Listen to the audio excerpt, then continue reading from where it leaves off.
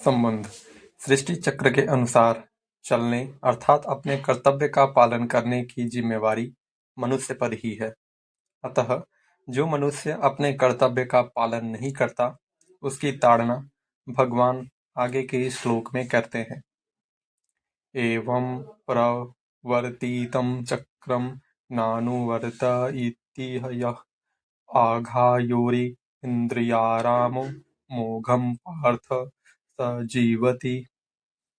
हे पार्थ, जो मनुष्य इस लोक में इस प्रकार परंपरा से प्रचलित सृष्टि चक्र के अनुसार नहीं चलता, वह इंद्रियों के द्वारा भोगों में रमण करने वाला अघायु अर्थात पापमय जीवन बिताने वाला मनुष्य संसार में व्यर्थ ही जीता है। व्याख्या। पार्थ, 9वें श्लोक में प्रारंभ किए हुए प्रकरण उपसंहार करते हुए भगवान यहाँ अर्जुन के लिए पार्थ संबोधन देकर मानो यह कह रहे हैं कि तुम उसी पृथा अर्थात कुंती के पुत्र हो जिसने आजीवन कष्ट सहकर भी अपने कर्तव्य का पालन किया था। अतः तुम्हारे से भी अपने कर्तव्य की अवहेलना नहीं होनी चाहिए। जिस युद्ध को तू घोर कर्म कह रहा है, वह तेरे लिए घोर कर्म नहीं प्रत्युत यज्ञ अर्थात कर्तव्य है।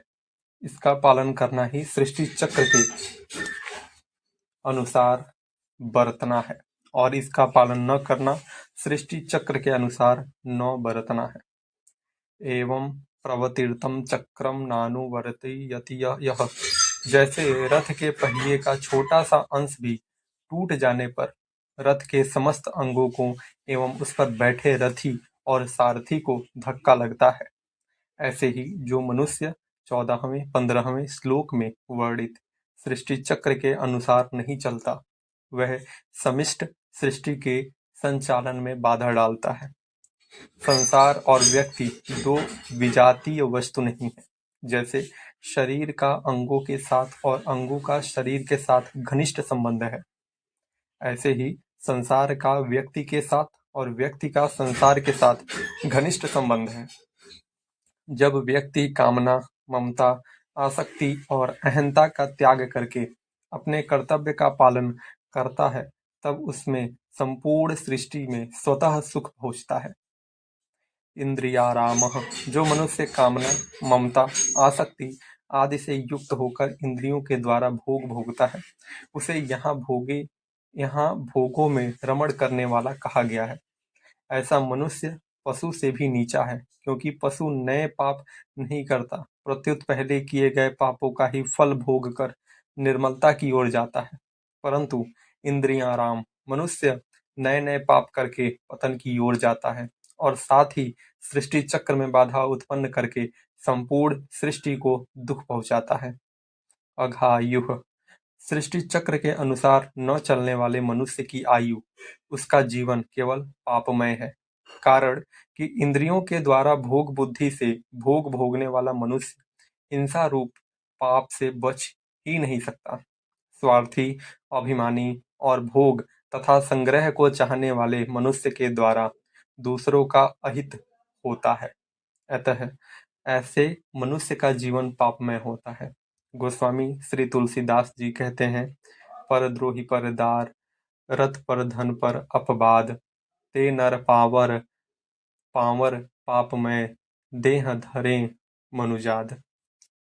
मोघम पार्थ स जीवति, अपने कर्तव्य का पालन न करने वाले मनुष्य की सभ्य भाषा में निंदा या ताड़ना करते हुए भगवान कहते हैं कि ऐसा मनुष्य संसार में व्यर्थ ही जीता है, अर्थात वह मर जाए तो अच्छा है।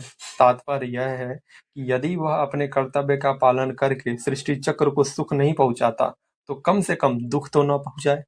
जैसे भगवान श्री राम के वनवास के समय अयोध्या वासियों के चित्रकूट आने पर कोल, किरात, भील आदि जंगली लोगों ने उनसे कहा था कि हम आपके वस्त्र और बर्तन नहीं चुरा लेते, यही हमारी बहुत बड़ी सेवा है।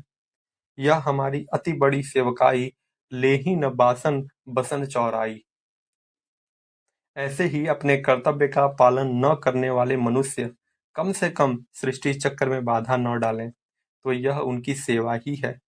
सृष्टि चक्र के अनुसार न चलने वाले मनुष्य के लिए भगवान पहले अस्तेन एव सः, वह चोर ही है, और भुज्यते ते त्वघम्, वे तो पाप को ही खाते हैं। इस प्रकार कहा। और अब इस श्लोक में आघायुरिंद्रियाराम पर वह पाप आयु और इंद्रियाराम है, ऐसा कहकर उसके जीने को भी व्यर्थ बताते हैं। गोस्वामी तुलसीदास जी महाराज ने भी कहा है, तेज कृषाणु रोषमही शेषा, अघ अवगुण धन धोनी धनेसा, उदय केत समहित सबकी के, कुंभकर्ण समसोवत नीके। प्रशिष्ट भाव। 9वें श्लोक से लेकर यहाँ तक जो वर्णन आया है उसका तात्पर्य निस्वार्थ भाव से दूसरों की सेवा करने में ही है। ओम श्री परमात्मने नमः। कृष्णार्पणमस्तु।